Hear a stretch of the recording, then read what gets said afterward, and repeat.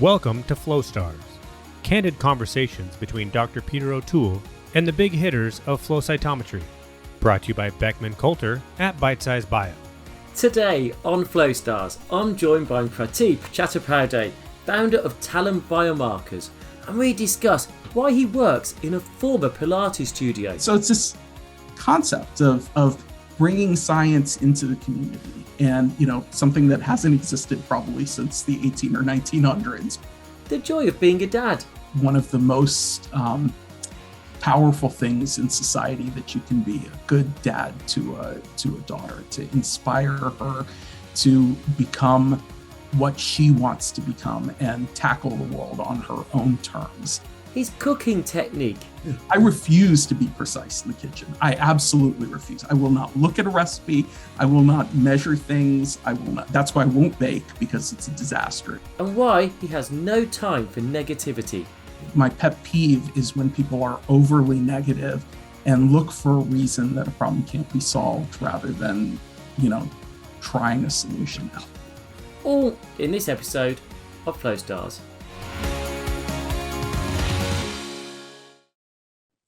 Hi, I'm Peter O'Toole from University of York, and today on the Flow Stars, I'm joined by Pratip Chattopadhyay from Talon Biomarkers.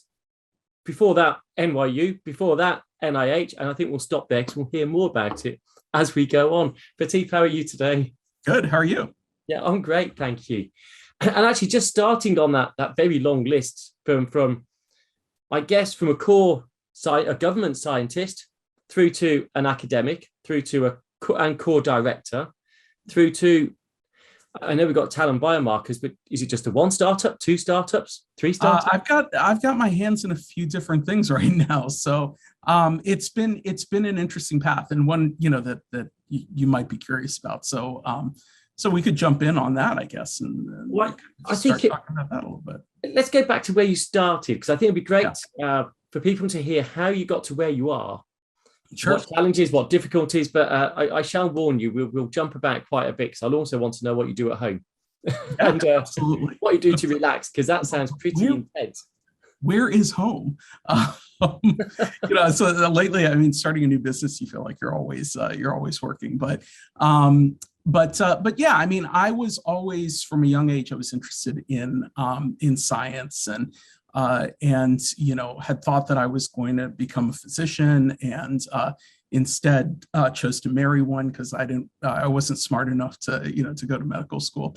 But I went to the University of Virginia here in the U.S. and there I got a kind of broad education in the humanities and the sciences, which was really fantastic, and kind of shaped how I think about my career, and how I've engaged and chosen pathways. And I think without realizing it, I've always chosen a path where I felt like I was getting to do what I wanted to do rather than what the system wanted me to do, or what was typical of the system. And I've just chased being excited and being happy at work. And I think I found that early on at UVA when I was getting my undergraduate degree, and I was failing miserably in the pre-med classes, and just was unhappy. And I just decided that I was going to,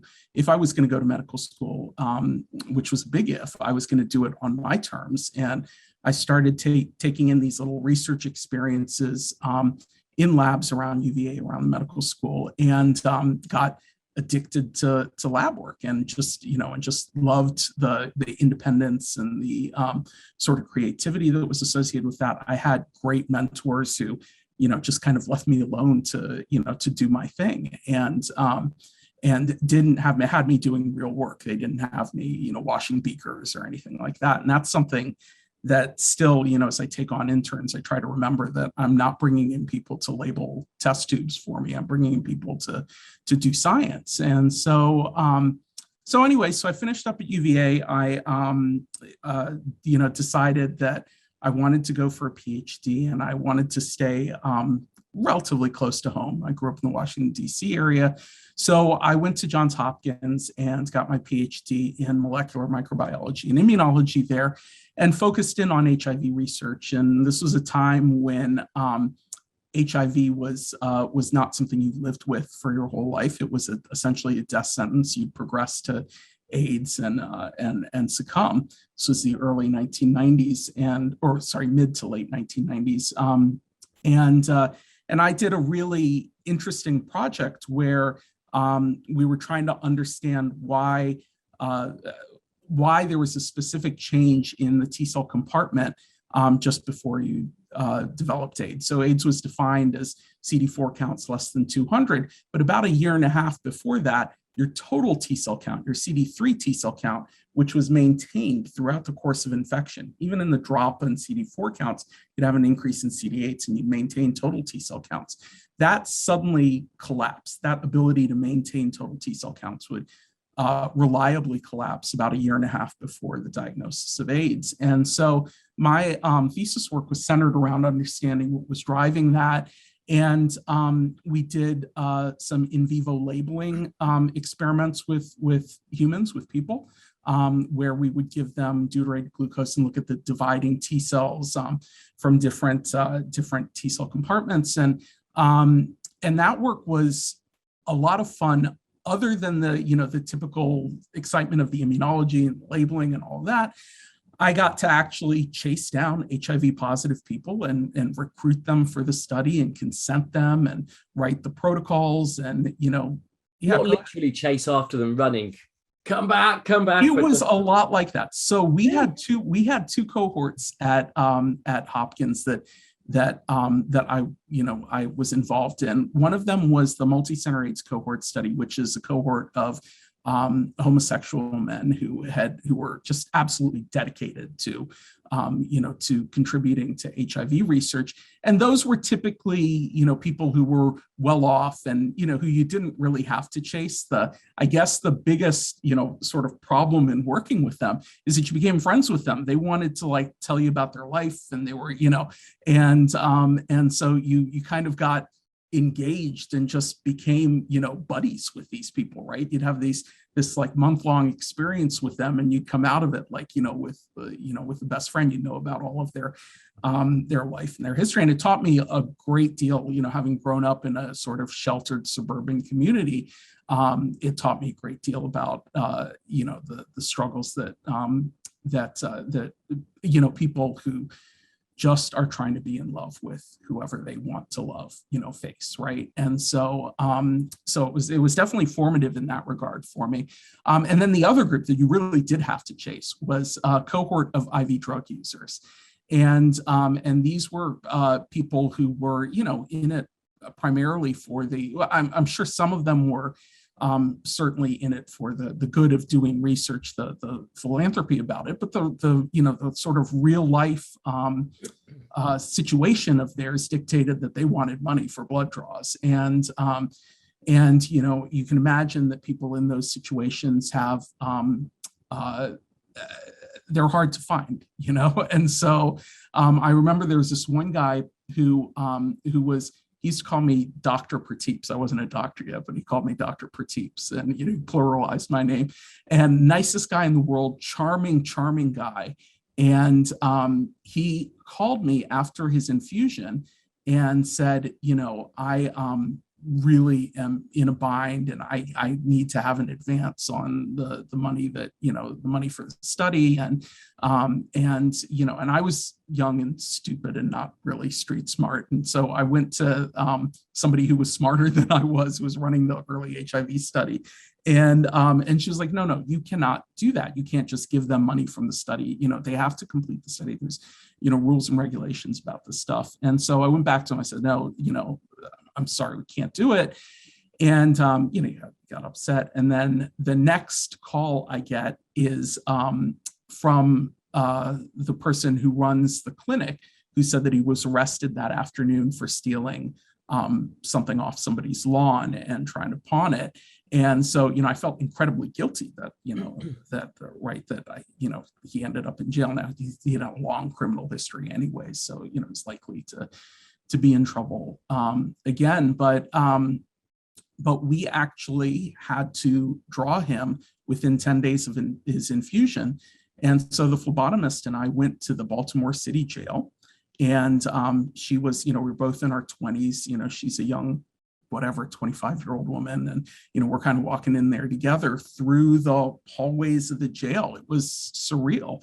And into the infirmary in the Baltimore City jail to draw him. And, it was quite an experience. I had a lot of really neat experiences like that that shaped how I thought about people who lived under different circumstances than I did, and I certainly learned a whole lot of immunology in my PhD, but what stuck with me was and HIV, of course, but what stuck with me was learning about different types of people and the settings, how the settings that we live in and our circumstances that surround our upbringing and our our sort of young life really can impact and change how we view the world and how we interact with it and our perceived success in it. So it was really quite formative. So I'm going to come on to something different in a moment. Just a very quick question. Yeah. When you were the age of 10, in that sort of age, what did you want to be at that age? I wanted to be an astronaut. Okay. Yeah, and it was because I was incredibly enamored with the Voyager mission, which was around that time, and it's just, obviously kind of still ongoing, but I was fascinated by Voyager 1 and 2, and so I wanted to be an astronaut. But there was no realistic way that an Indian kid from a suburb of Washington D.C. was going to end up being an astronaut. So that might no longer be the case, I would hope. I would like to think. Yeah. Although, I didn't have any of the other interests. I was just fascinated, I think, with the idea of exploration more than anything else, So I don't think I fit the mold at all for an astronaut. But so I think you've already said at the age of 18, you wanted to be a physician, but you then became a flow cytometrist, which is I will come back to that as well. Here you are today. If you could do any job in the world, what would you do today? I would either be a lawyer or a journalist, likely a journalist, which actually makes me incredibly proud because my daughter is an awesome writer and she's 16 now, and she's started writing for the local magazine about her experiences as a young person and in high school and looking at colleges and stuff like that. And so she's a little cub reporter, and that's exactly what I would have killed to be. And I remember having a conversation with my parents when I was, in my senior year of college, fourth year of college, and I said to them, I think I want to go to grad school in journalism, and they were like, "What? That's not something that Indian kids do. That's not a proper." Career path. And, it was all about being a scientist or an engineer or a doctor. And, and that was it. And that was the mindset back then. And I'm so glad that, now we see so much representation, in the media and especially in the news media for, people whose parents probably pushed them to be scientists and engineers and doctors. So I'm amazed you just said what you'd like to be today if you could do anything. And here you are with 2 startup companies. I was kind of expecting you to say that, and then I was going to come on to what you'd like to be when you retire, and that would have been your answer.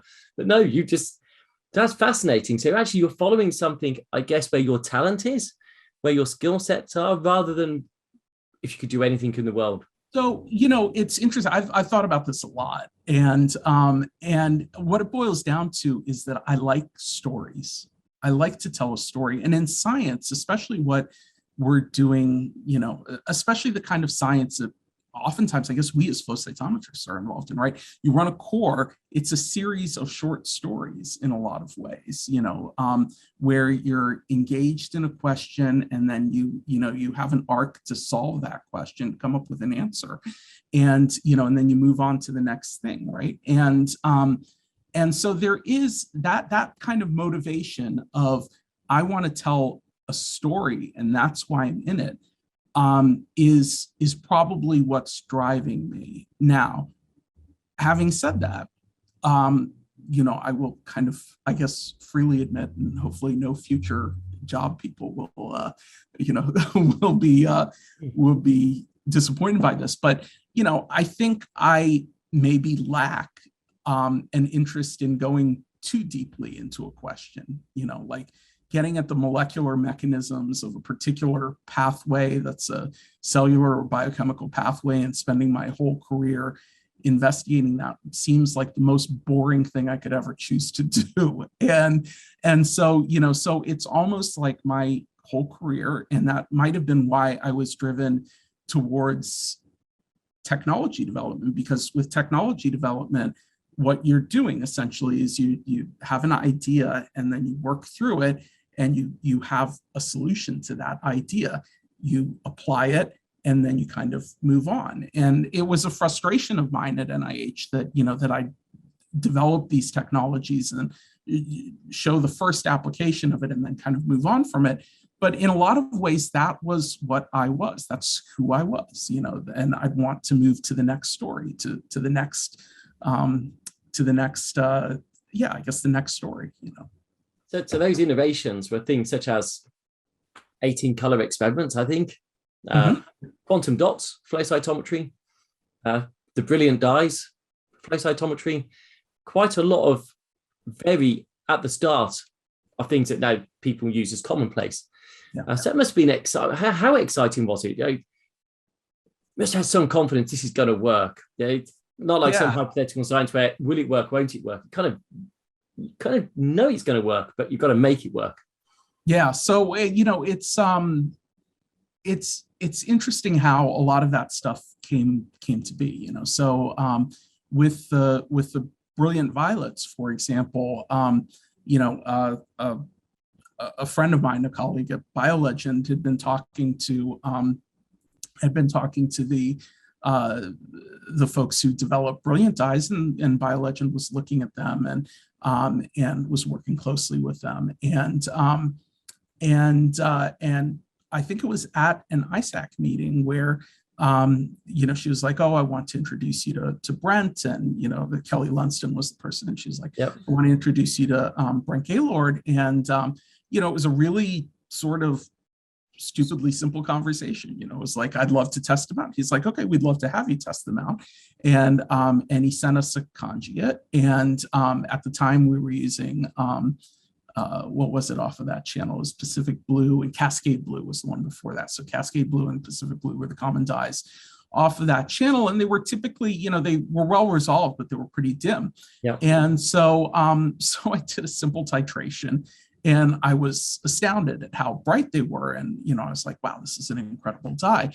And I just went into Mario's office, and I said, "Hey, I got this new dye material, and this is what it looks like." And it was like, "Holy crap, that's pretty awesome." And so, that got us started working with Brent a lot more. And that was a wonderful relationship. He's an awesome guy. But, as the brilliance developed and were purchased by BD, that actually was the core and the basis for doing the 30 parameter flow work. And so, it's, I guess, how you get into it. And, a lot of times it's just networking, and it's just having exposure to new things, being willing to try them, and, trusting that people are bright and talented and have interesting ideas, and, and getting on board to the right train. So I'm going to actually, what was Mario like to work for? Or work? Awesome. Yeah, he's so I I can tell a whole lot of stories, but Mario is he's not a micromanager, which is just incredible and awesome. And he's in a sort of understated way, he's inspiring.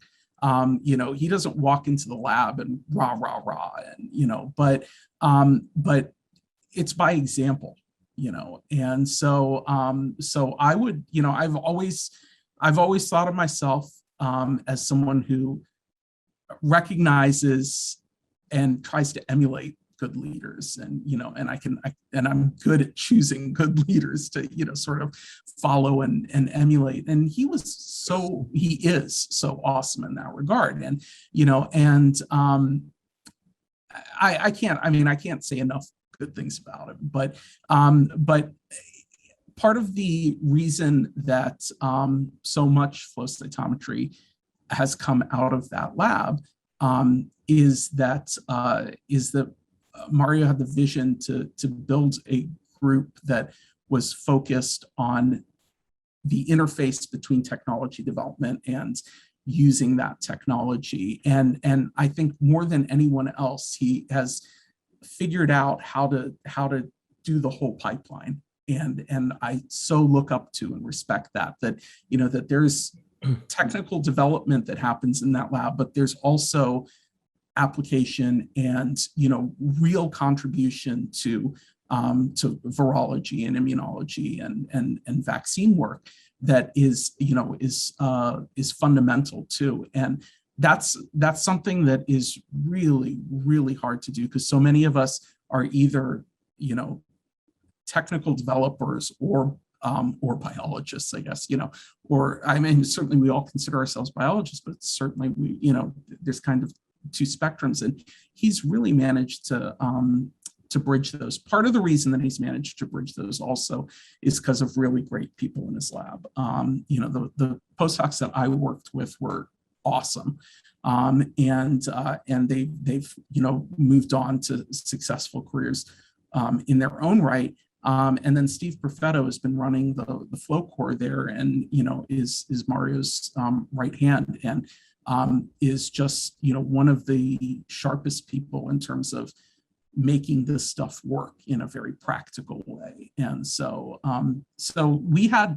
I always like to think that we had magic while I was there, and Mario still has that magic. It's not, but I'm removed from it, and so I miss it a lot. But there was a certain magic in that lab that was just awesome.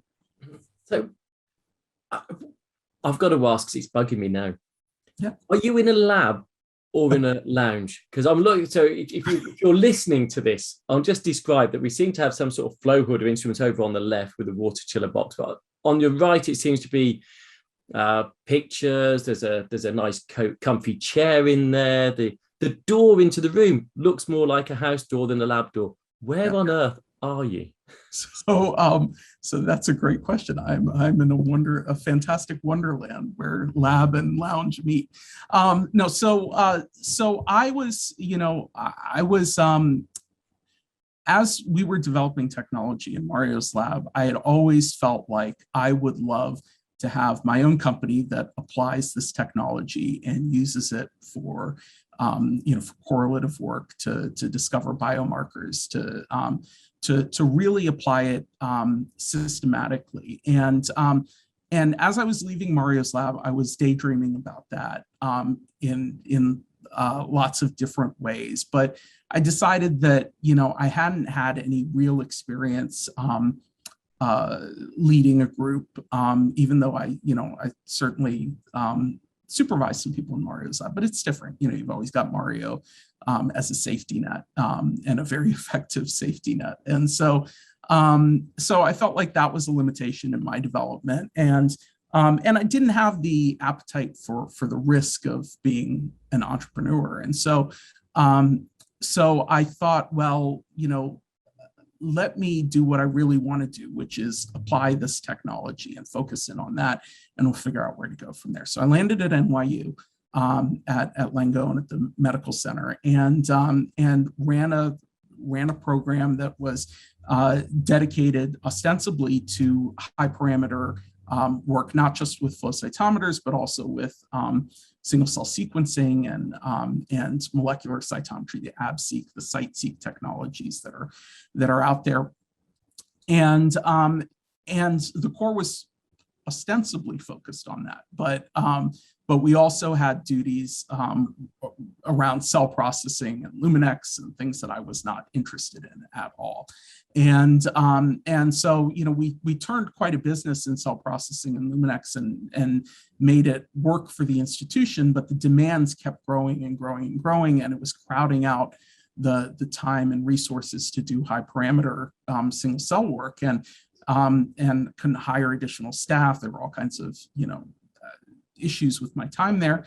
But in the process, I started thinking, well, I'm going to prepare myself for, becoming my own entrepreneur and feeling strong about that. And I felt like I checked off the box about, mentoring and leading people. I had one student go to UCSF for grad school. I had another student who started up a second startup that I'm involved in, that we spun out of NYU. And a couple of other employees who have done well and landed in places that are good and right for them, and I felt I did right by them. And then I recognized that I was doing sort of all of this service work for the institution and not for myself. And increasingly, it became that the service work, the demanding piece of the service work, the loudest piece was cell processing and Luminex especially. And I was like, this is just not a use of my skill set, And so I decided to leave and pursue these kinds of different startup opportunities. I had 3 entities, 2 of which that I was leading, and one that I was just sort of a consultant for, and decided to just drop out and do those things, focus on those 2 ideas and doing the consulting work. And so one of the ideas was this company, Talon Biomarkers. The reason that we're Talon Biomarkers is because I'm inspired by birds of prey and their talons, and they're so precise in being able to pick out their prey from a sea of other things and do it rapidly and incredibly forcefully. And I think with high parameter technology, that's exactly what we're doing, right? We are going into a sea of cell types and finding the cell type that matters in a particular disease condition or drug therapy and identifying it with incredible precision. And so that's why it's called Talon Biomarkers. That's essentially what we're doing. We're a contract research organization that does this work. It's I wanted to reimagine, to get to your question, I wanted to reimagine how we do science. And in part, this was largely motivated by wanting to be close to my home.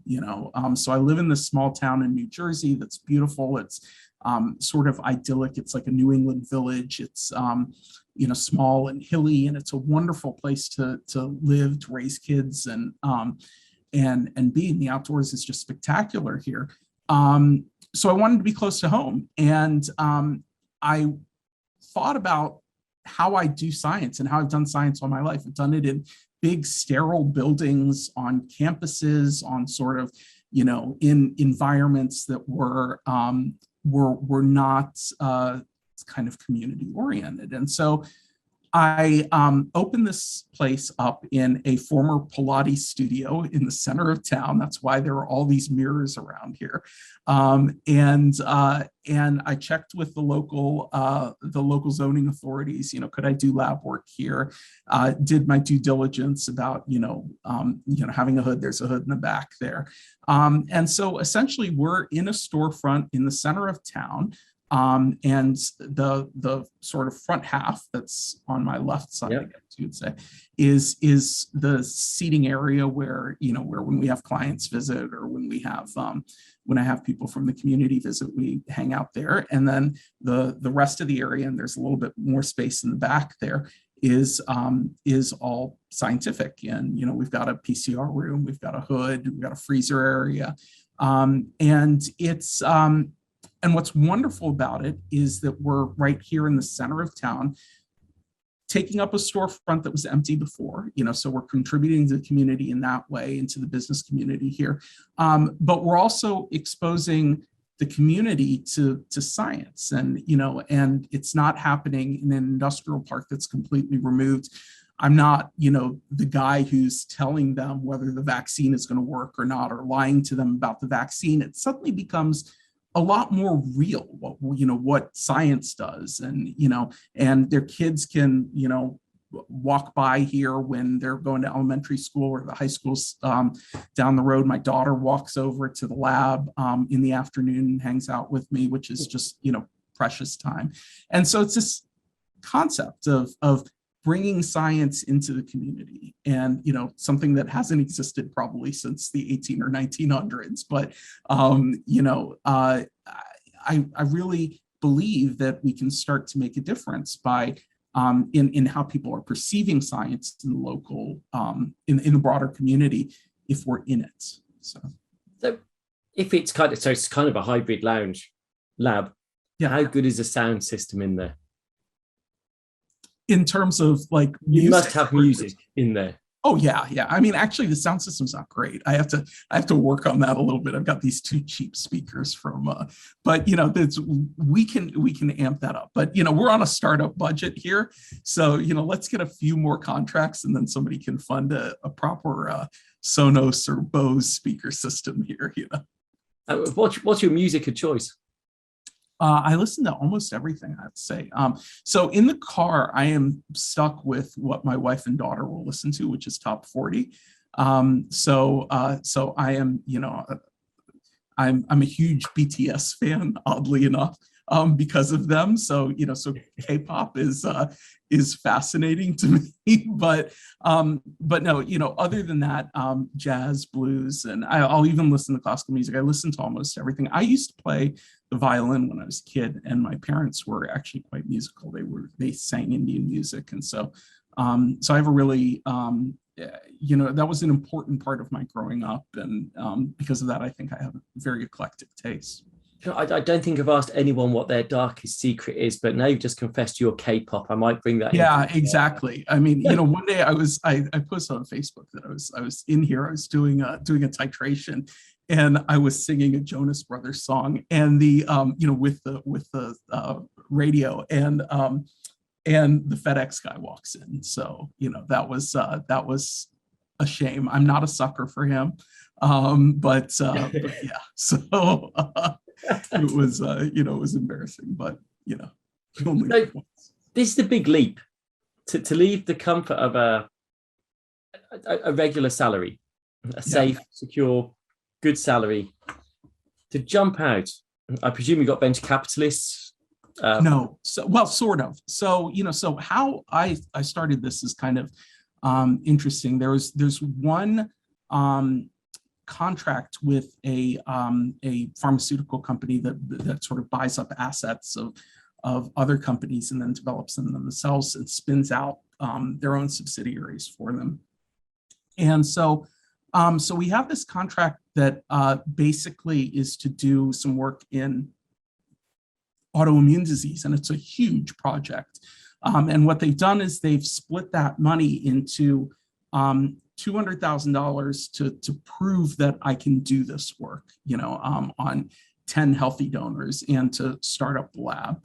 And then $1 million investment, and then $1 million contract. And so we have, so with that 200K, I essentially started up this operation. Now a cytometer and a Rhapsody, would have eaten up most of that. So fortunately, we've got some really great relationships with both BD and Thermo, and have sort of collaborative relationships that are keeping me from paying list price for those things. But that's how I've started. And I never would have imagined that activation energy is really high, especially for someone like me who's risk averse. I never would have thought that I could have equipped a lab and done the certification work with $200,000, but it's it's incredibly possible and sort of empowering to do it outside of a university situation, because suddenly you don't have to deal with legal looking at some document for 2 years. You don't have to deal with purchasing. You can buy stuff off of Amazon and eBay, and there's something joyous about not having that oversight, which is just fantastic, or bureaucracy, I guess is the way to put it. So it's really sunk on the, or set up, not sunk. It's really the foundation is that contract. With the character of a bigger contract at the end of that, but exactly must be diversifying. Sorry, go on. Yeah, sorry. And in the meantime, without really even advertising or telling people I'm out there and have started this up, through kind of my network of connections, I've got 3 or 4 more contracts, and so they're not of that size, but it's enough to it's enough almost that if that first contract didn't work out, I'm not going to lose. I'll lose a little bit of sleep, but I'm not going to lose too much sleep over it. So now having said that, I want that first contract to work out. I'm dedicated. Yeah, that's obvious. That's right. But it was surprising to me how much business could be had out there at this early stage, and that the people who are, those additional clients have that faith in me says something about, honestly, it says it's underappreciated, but it says something about the training I received from, growing up in science, right? That I know how to do this work well, and people have faith in me because I can communicate that. And that's thanks to my PhD advisor. That's largely thanks to Mario. So, it's and to my experiences at NYU. So there's a leap of faith that people are taking in me that I'm really grateful for. Yeah, and don't just put it all there, because actually you had to have developed those networks and those relationships with the companies that are helping sponsor equipment in or at low cost or helping. Yeah. Mm-hmm. They at the same time have trust in you, knowing that if it blossoms, you'll be buying equipment and they'll get the money back, and that's a good investment. So they're pump priming you in that respect. You were quite defensive about, doesn't mean I don't want the first contract to work. Yeah. And I'm sure the company, that first company that gave you that seed corn funding to get going, they will want you to diversify and be doing the work for the other companies, because it means if their demand goes down, you'll be there when it picks back up again. Yeah, exactly. And they also, they're getting, the interest. It's, I probably shouldn't talk about these things, but, in the interest of helping people who are, getting started or thinking about these transitions, they've also got an equity interest in the company. And anytime anyone makes an investment in you, they're going to expect, a return on that investment, a potential return on that investment with equity. So there's certainly, they have a motivation as well too. You're absolutely right about that, to see me do other things and and keep the business going. So currently, is it just yourself, or do you have? Yeah, it's really just me. 200,000, and you can turn it around. Absolutely, it will grow from that. Yeah, exactly. And, that meant that for a project, so we just finished a project. I keep saying we, but it's the royal we, it's just me. The company, we. Yeah, exactly. So we just finished a project where the client was looking at a vaccine for brain cancer, and they needed some data for a presentation at an international meeting last week.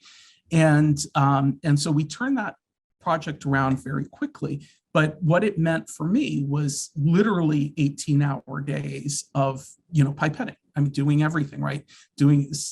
Preparing for the project, doing the pipetting, and then, doing all the analysis work as well. And so it was really a one-man show. And it's been a while since I've done, lab work like that. It's been a few years, but, you get back on the bicycle, and I found I was, effective and happy doing it. Now, is that a sustainable proposition? No, I'm not going to, run this like a one-man, food cart somewhere. It's I'm looking to hire, and I'm looking for really someone to be sort of my right hand here, and that'll come hopefully soon. But until then, it's not terrible to do this. And we got that data out. It was really well received. The client was really happy. I was thrilled with it. It was you realize that you're on a journey, right? And I was talking about stories, and so this was a story that was the first story in our longer story and in the series, basically, right?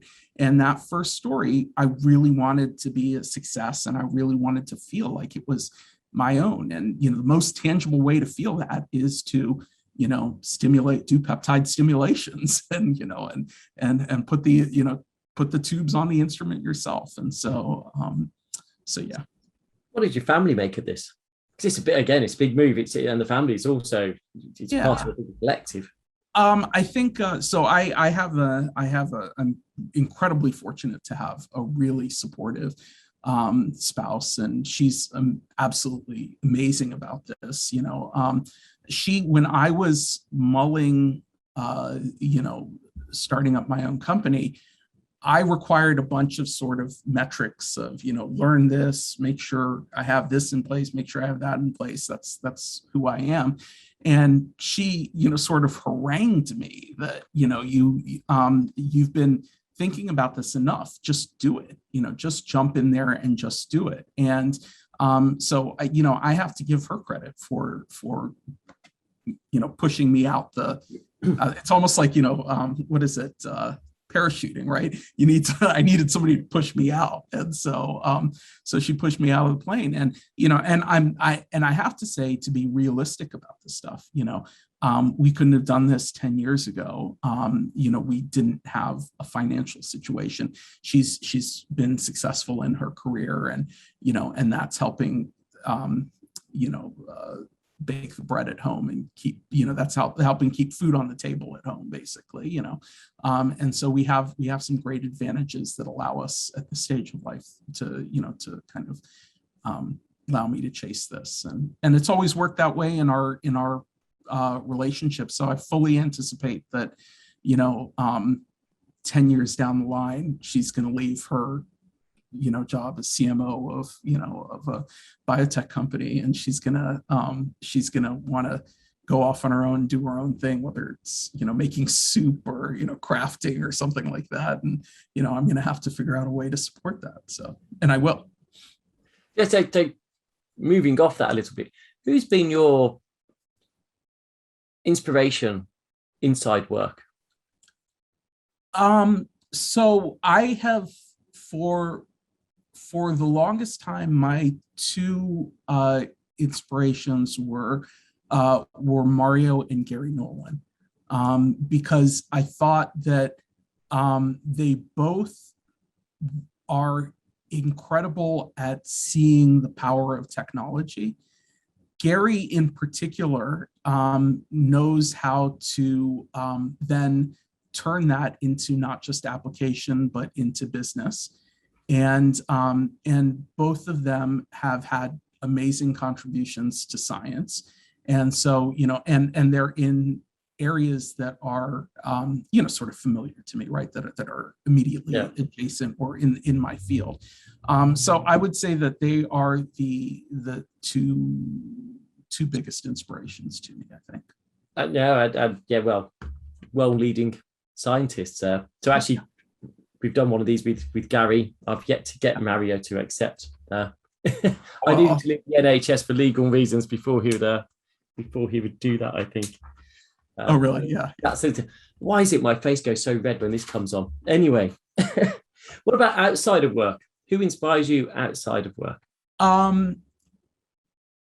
think these are hard questions because you sound arrogant, making famous people your inspiration, but I guess that's how you get inspired, right?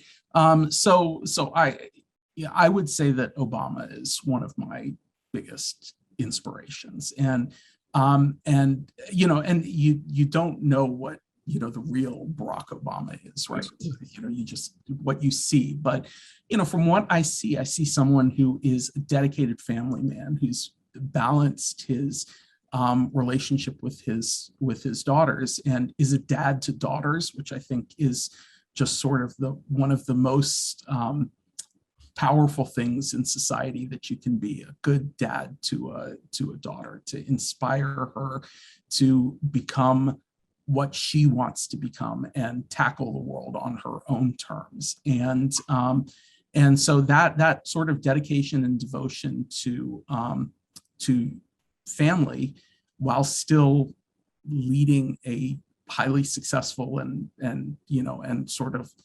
achievement-oriented career, is amazing to me. The other thing that inspires me about him is that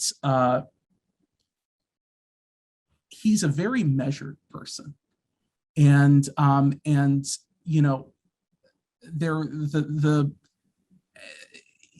there's so many attacks in politics, and but it always felt to me like he was above those attacks, and that that there was an aspect of modicum to how he responded to those things, and restraint is it, and there's incredible power in restraint. If you can focus your mind to address what is the most important issue at hand in your life, and ignore all the noise and all the barbs without getting into the toilet or getting into the gutter with people, no matter how tempting it is, that strikes me as an amazing trait, and that's one of the things I admired the most about him. So you mentioned how he, with his children and everything else, how do you balance your work-life balance, and what hobbies do you do outside of work? So the work-life balance has always been an interesting challenge. My wife is a physician, and work life, when she was training, through residency and fellowship, was basically all about her being there, being present when she could for life, for family, and then me picking up the slack.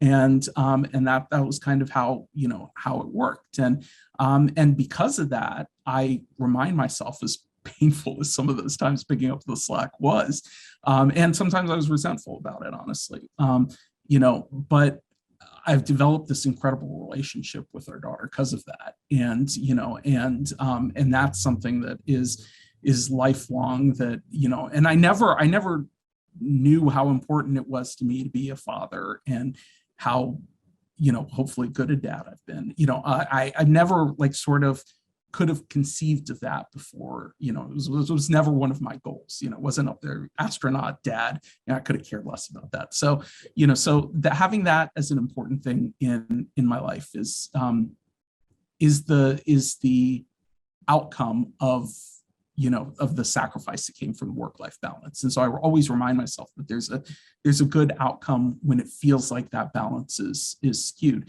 The other thing that I remind myself about is that, we made a lot of decisions about where we were going to be based on her training early on. And then, when it came to me moving to NYU because of the great opportunity at NYU, there was no question or hesitation on her part, and she was the biggest cheerleader for that.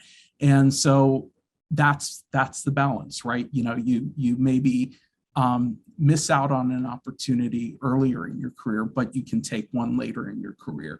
And she had a lot to lose by moving up here, but she did, and it turned out to be a success for her as well. And so so it kind of worked out. So and then the sort of mundane day-to-day activity of home. I mean, we still fight about the laundry and who's going to cook dinner, and that would have happened even if we didn't have. So who cooks? Who cooks well is her. Who cooks poorly but gets something on the table is me. So that sounds like when it's cooked well, it takes a long time by the sounds of it. No, actually, she's amazing. I mean, she comes from a family of people who cook incredibly.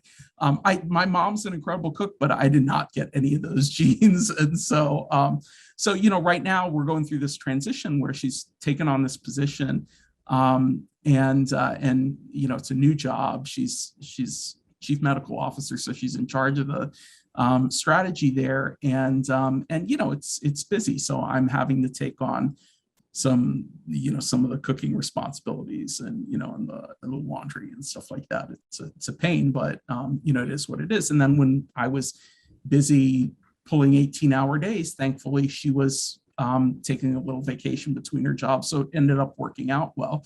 Eventually it's going to catch up to us, but we'll figure out a way. We always have. So I'm going to ask, what's your signature dish? So I don't really have a signature dish. So one of the things that I do is I'm so precise in the lab, right? It's like I'm looking at pipette tips and I'm right. We all are like that as scientists. Yeah. I refuse to be precise in the kitchen. I absolutely refuse. I will not look at a recipe. I will not measure things. I will not. That's why I won't bake, because it's a disaster if you don't know things in baking, right? And so I will basically, everything is just an in the moment experience, what we have, what's in the house, what I feel like making, what I feel like eating, and to hell with everyone else. And oftentimes that means that I am improvising, completely. The other day I made a kimchi stew, which was fantastic, actually, but I have to give myself credit for that. Just say it yourself. Yeah, it was really good. But I like to cook Asian food for sure. And I will tell you a funny story about that. So one of the things I do is, when it turns out good, my wife will be like, "Oh, this is really good. Did you follow a recipe?" And I used to say, "No, of course not." Now I make up a story associated with it, right? And so I the other day I made I essentially made like some beef stew with noodles, and I called it Senegalese summer stew. And she was like, "Oh, really?" And so I went this long thing. I was like, "Yeah, I read about it. It's really interesting." And I have no experience with West African. I don't know anything about Senegal or anything like that. I was like, in the summer they make this because the cattle typically are older, and so so the meat has a different kind of flavor to it and texture, and so you can replicate that, And so I went on, and inevitably, as I'm telling these, I will smirk a little bit, and she's like, "You're lying. You totally just threw things in a pot." And so she's on to me. So there's no Senegalese summer stew anymore. Be a soldier of vision. This beautiful vision to start with, which explains why the food tastes so bad. But hey, you got to love it because of the story, no? Exactly. And just because your taste buds don't understand it, right? It's right. It's an acquired cultural taste. So. And only the people in the back of your mind that you just made up fictionally would like it. Mm-hmm. Exactly. Okay, so are you a tea or coffee person? Really neither, honestly. More Diet Coke, but coffee. Okay. I'm more a coffee person. Yeah. Chocolate or cheese? Sorry? Chocolate or cheese? Oh, geez, both. I don't know why people would choose between the two. No, definitely there's a reason. I totally just. Again, this is an acquired cultural taste. Mac or PC? Mac. Yeah. Although I will buy PCs occasionally, buy Windows-based computers occasionally. I switch between Androids and iPhones for my phones, just so I feel like I can keep up. I'm desperately concerned that I'm going to grow old and need my daughter's help to do simple things on the computer. So, welcome to our world. Early bird or night owl? Totally a night owl. Night owl? Can't stand the morning. TV or book? TV, and really, really bad TV too. Well, actually, that was my next question. Go on. What is your TV vice? So it's the legal shows, so if more serious legal shows like like the courtroom dramas type things, so very interested in that. Gotten really interested in true crime, and I'm worried that if anyone looks at my browsing history and my wife has an accident, I'm going to be the first person they look at. But then beyond that, so you guys are in the UK. I'm sure you have things like this, but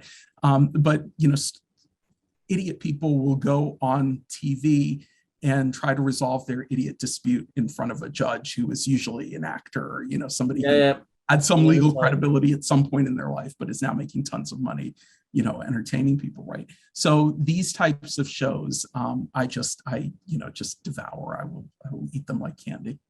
I think you just beat my TV vice. That is, pretty bad, isn't it? Yeah, especially the one where people go on and confess their things and get a judge. No. Oh yeah, I mean, there was one guy he cheated on his wife or girlfriend or whatever. They were going to get married. It's like a court for deciding if the relationship should go forward, which is such a stupid thing to go to court about. But he said that the reason that he cheated was that in society there's a ratio of 5 women for 1 man, and so he had no choice. He was just like stuck with the population ratio. And I was like, where does he get this from? So first of all, it's a brilliant defense. But secondly, it's like so wrong. I mean, you could count people on the street and you won't come up with a 5-to-1 ratio of women to men. So you're working out with your browsing history how to kill people, have an affair, and how to justify it and defend it if you need to. Yeah, he's like, but I love my wife dearly. I love the way you laugh. Is that your tell? You just said that, and then you gave your tell away. Exactly.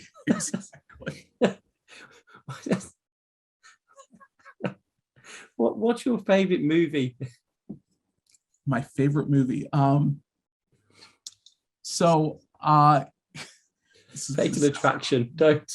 No, it's not. Yeah, it's not Fatal Attraction. I'm just a sucker for courtroom stuff, and A Few Good Men is probably the one that I end up watching. That I will always go. I will always watch. My wife laughs at me because if A Few Good Men is on TV, I will be watching that. If Scarface is on TV, I'll watch that. Yep. And if Saturday Night Fever is on TV, I will watch that. And so, I'm not like I love movies, but I'm not particularly artistic about it or anything like that. So I don't have a deep answer about, what's your favorite movie. It's just stuff that I like to watch. You mentioned Saturday Night Fever. You've been to Isaac, obviously, plenty of times. What's your dance floor moves like? I usually don't stay for the party, honestly. That's a work-life balance thing, actually. It's just you're on conference. It's different. Yeah. I mean, I don't think I can't remember if I went to the Vancouver one that I chaired. I don't remember going to the party at close. And part of it is that you kind of want to be back with your family. I mean, do you really want to see me do that? Or do I want to be back home with my wife and daughter? I mean, I guess you want to see me try to dance, but I mean, that's not something I want to do.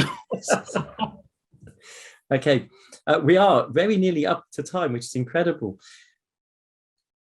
Go on, what's your bad habit? What's your worst bad habit? My worst bad habit is probably getting interested in lots of different things and then starting them up and running out of time to pursue them. And I think that's become the bad habit lately.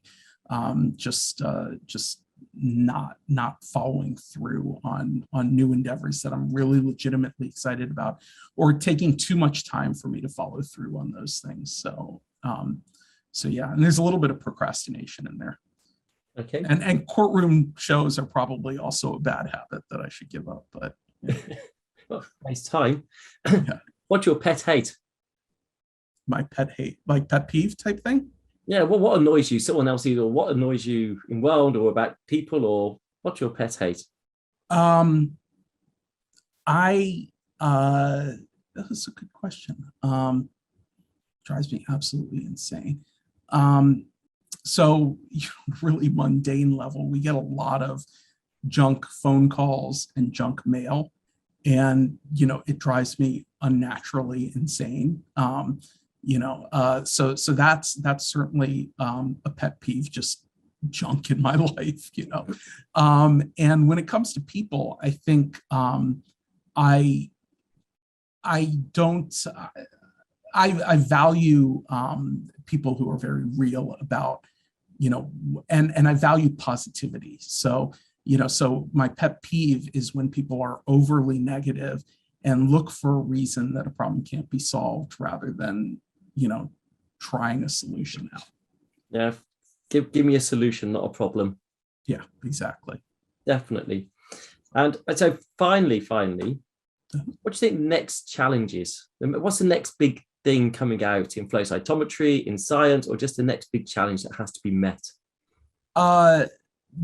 This is a great question. I think the next big challenge centers around making something of the data that we can collect. So, high parameter work is accessible now and feasible for everyone. It's not just me having access to special custom equipment in Mario's lab. It's everywhere now, and so we're collecting an incredible amount of data.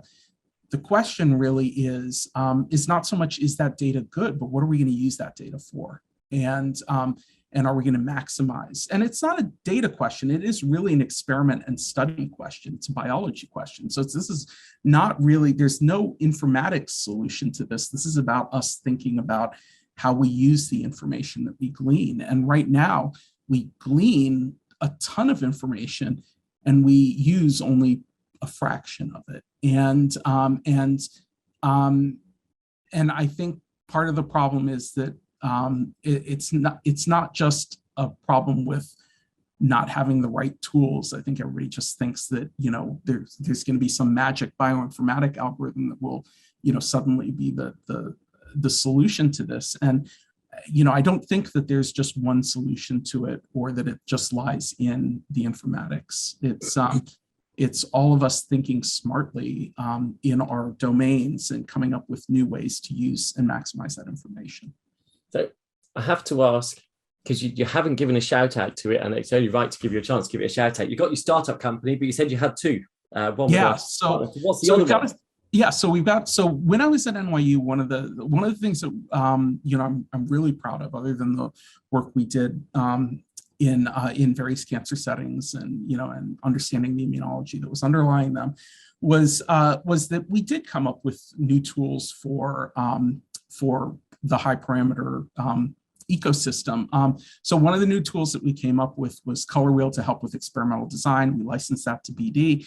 And then there is a data analysis platform that we developed that's called TerraFlow, that's rooted in combinatorics. It's rooted in the idea of looking at all of the Boolean combinations of markers that we measure, and then identifying the populations that differ the most across patient groups, and doing that with a kind of elegant and efficient way computationally. And so what TerraFlow does is it offers a platform for people to just upload their own data. They don't need to get their bioinformatician involved. They don't need a magic bioinformatic algorithm. And they get this combinatorics-based analysis that uses machine learning to identify the populations that are most different across the patient groups, then reduces that to the simplest combinations of markers that drive those differences, and it reports all that information out in a really usable format, as a PDF report, essentially, that can easily be distributed amongst stakeholders who don't need to see a pretty graphic or don't need to try to understand what a TISNI means or something like that, but really need to be walked through at a high level what the results are. And so we have developed this. We're in the process of spinning it out from NYU, and the student who developed it is a really interesting story too, just really quickly. He came to me as an intern one summer through a summer program decided to come back the next year and was applying to med school the next year, and then decided that he didn't want to go to medical school. And he was 97th percentile on his MCATs. He was very qualified. He would have gotten in easily. And he said, you know, can I spend a couple of years in your lab and work here and just learn and do computational stuff? And I was like, yeah, absolutely, come on. And so I hired him for a lab tech position. It's kind of a computational biologist lab tech hybrid. And we were doing some work in this area of data analysis. And he said to me, you know, I have a better way to do this. Can I try it out? And I was like, yeah, you can always try it out, but I don't think you're going to succeed. I really doubted that he was going to, you know, solve the problem so elegantly. And he's amazing. He's just, he came to it and developed a really elegant solution for it. And now is CEO of that company. He's gone to Harvard for graduate school, and, you know, we're trying to get the license out from NYU for this company. That'll should happen shortly. And the company has had some good successes that I don't want to talk about on a recording, but you know, has some, you know, won some awards. Let's just put it that way. So so we're, you know, we're really proud of what's going on there too. So it has traction.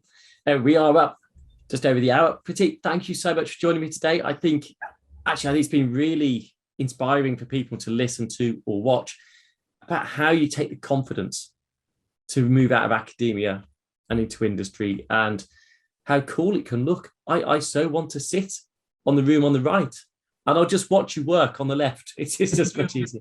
So if you ever come to New York, or when you come to Philadelphia for Cyto, you know, we're a couple hours up from Philadelphia, you know, a little short of 2 hours. And I invite you to come and see what doing science in the community is like. You know, it's really it's such a great vibe here that is different, and I think really connects us in a way that hasn't worked before. And I'm sure, being as you are actually based in what was a Pilates room, I'm sure you'll stretch the company to its max. Anyway, on that note, Pratip and everyone for listening to Both Stars and watching today, thank you very much. Don't forget to go and catch up on the others. You heard about Gary Nolan. He's there to go and watch and listen. So go and see what else is there. Pratip, thank you very much. Yeah, it's my pleasure. Thank you.